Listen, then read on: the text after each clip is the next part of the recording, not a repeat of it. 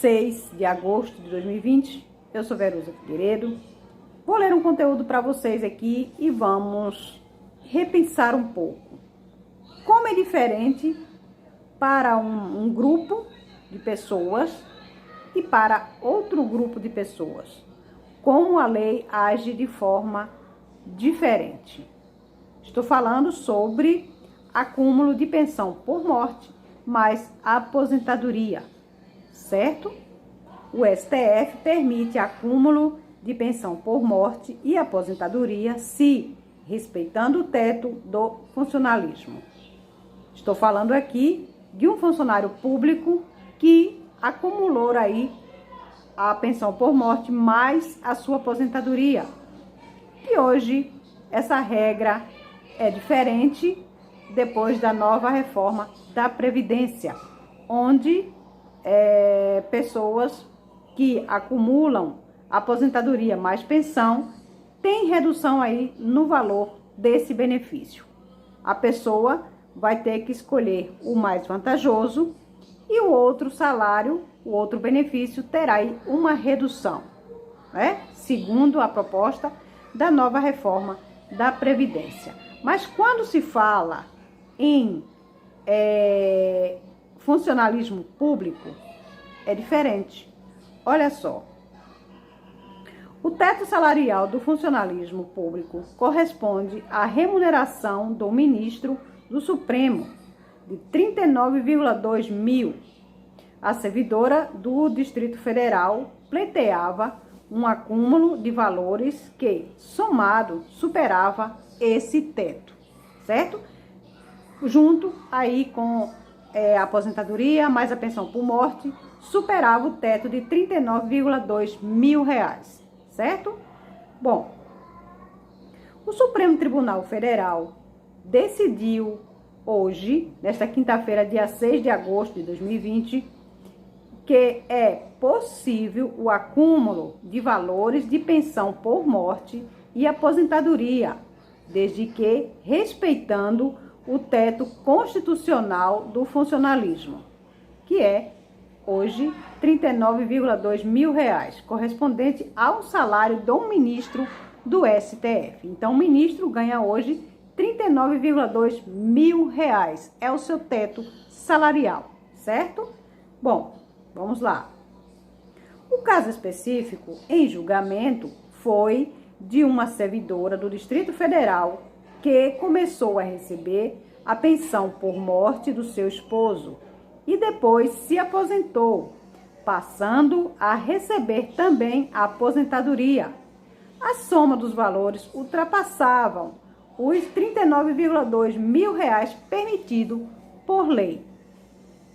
A União questionou uma decisão do Conselho Especial do Tribunal de Justiça do Distrito Federal e Territórios que afastou o teto, sobre o argumento de se tratar de direitos distintos, né? Quer dizer, direito dos assalariados pode-se tirar aí parte, né, desses valores. Uma dona de casa, um trabalhador comum que vem a falecer e a sua esposa tem aí o direito adquirido de sua pensão, né?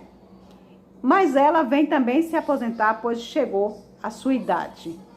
E ela vai ter que escolher o mais vantajoso. E um desses valores vai ter uma redução, segundo o governo. É o que está escrito na regra aí da nova reforma da Previdência, certo?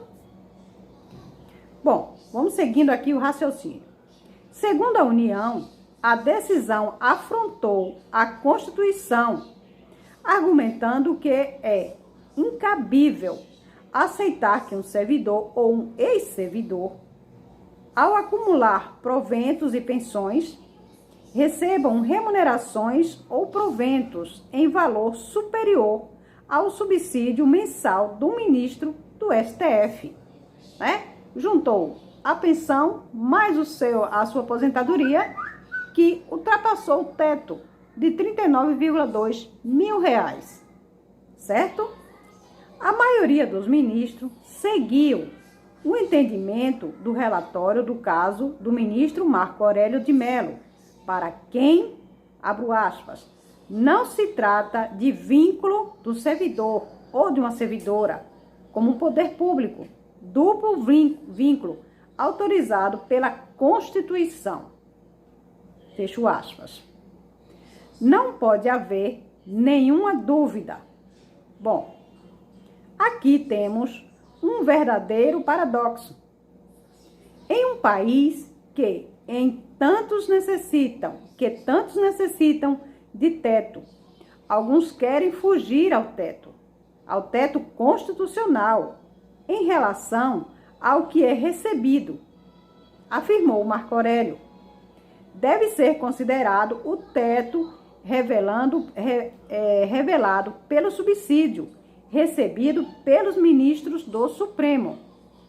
Mesmo que ela tenha direito esses dois valores, esses dois salários, a pensão por morte do esposo e sua aposentadoria, ambos não podem ultrapassar o teto. E nesse caso, ultrapassou e o STF deu aí direito a a essa senhora. Bom, vamos seguindo. Para o ministro, o senhor Luiz Alberto Barroso, o servidor que ganha equivalente ao teto não está em risco social. Ele não tem problemas financeiros nenhum, ele não vai passar necessidade, certo? O que justificasse a concessão do benefício, certo? Já ganha 39,2 mil reais, né? E com direito à aposentadoria, ultrapassou. E, nesse caso, um servidor, um ministro, não corre risco, né, de um risco econômico social. Essa pessoa não vai passar necessidade, não vai passar fome. Não é verdade? Bom, abro aspas. Estamos falando de um benefício adquirido pela atuação de terceiros, certo? Acho que se houver situações de dependência ou de risco social, se justifica.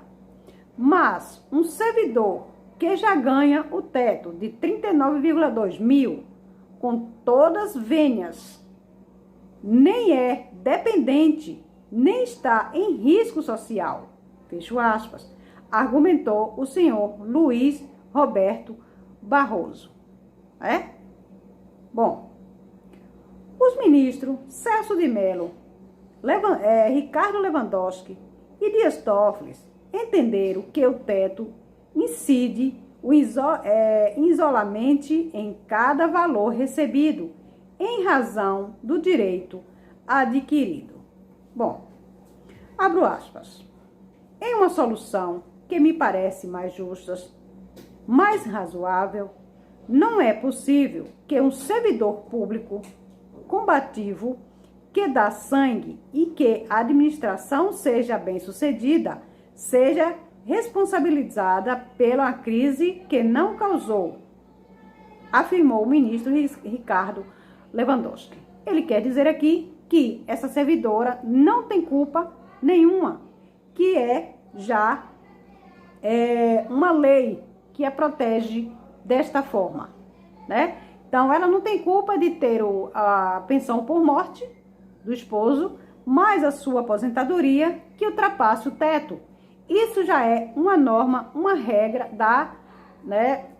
das leis que cobre, que dá direito ao servidor aí, certo? Aos servidores públicos, aos ministros, certo? Bom, e você? Qual é a sua opinião sobre esse assunto? Porque quem ganha salário mínimo, trabalhador normal, tem que ter o direito à pensão por morte e à sua aposentadoria, que é direito adquirido, e um desses benefícios tem que ter redução, segundo as novas regras da nova reforma da Previdência. E por que dos ministros, que já ganha 39,2 mil reais mensais, se tem a pensão por morte e a sua aposentadoria, que é equivalente ao que ele ganha, a base salarial dele, os dois juntos vão ultrapassar o teto. E isso é válido. Por quê? São coisas das nossas leis, da nossa legislação brasileira. Deixa aí a sua opinião sobre esse assunto. Um grande abraço e até o próximo vídeo, se assim meu Deus permitir. Tchau, tchau.